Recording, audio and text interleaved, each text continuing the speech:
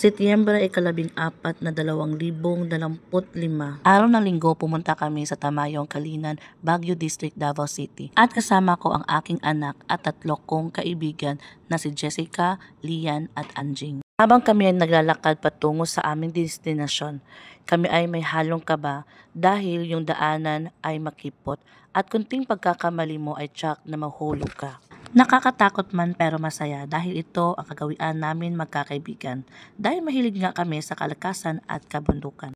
At ito na nga, malapit na kami sa unang destinasyon namin. At ito ay tinatawag na Pulang Bato dahil nga ang kulay ng mga bato nito ay pula.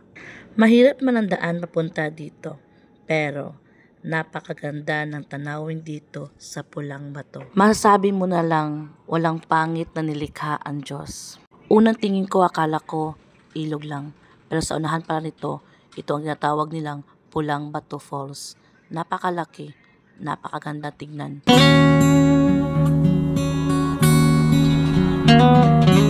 At papunta na naman kami sa pangalawa naming destinasyon na tinatawag nilang Tinago Falls. At bago kami nakarating, tinahak namin ang ilog at malakas na agos ng tubig. At sobrang hirap dahil madulas ang daan patungo rito. At ito na nga, narating na namin ang pangalawa naming destinasyon na ang tinatawag nilang Tinago Falls.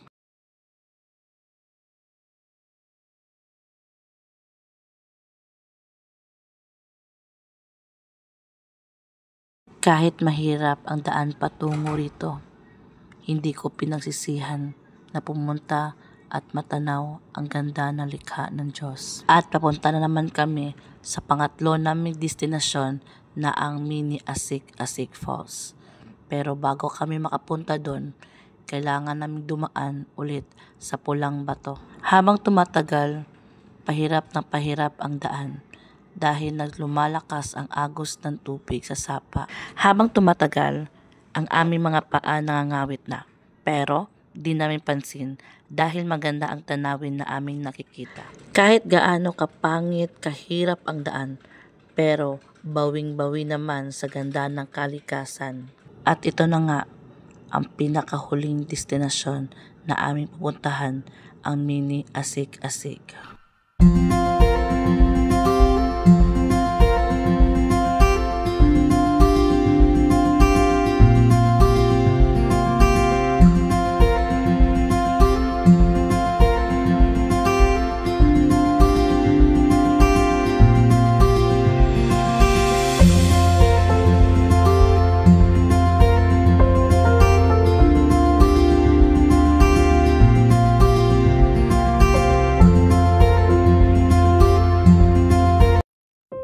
Gaano magaganda ang tanawin rito, pero maraming buhay ang nawala.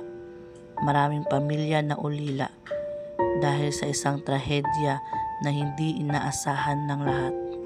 Masakit man isipin, pero kailangan tanggapin. Dahil nga, hindi natin alam ano ang patutunguhan natin sa araw-araw. Pero kahit ganun, huwag natin isisi sa kalikasan.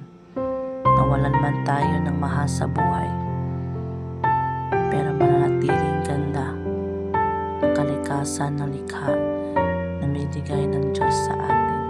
Kahit gaano kaganda ito, huwag sanang abusuhin, huwag sanang maliitin.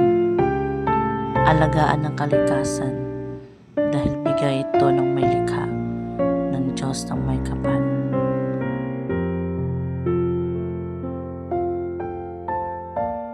Masakit man isipin dahil sa trahedya na yon, ang kalikasan ng Mini Asik-Asik ay tuluyan ng isara.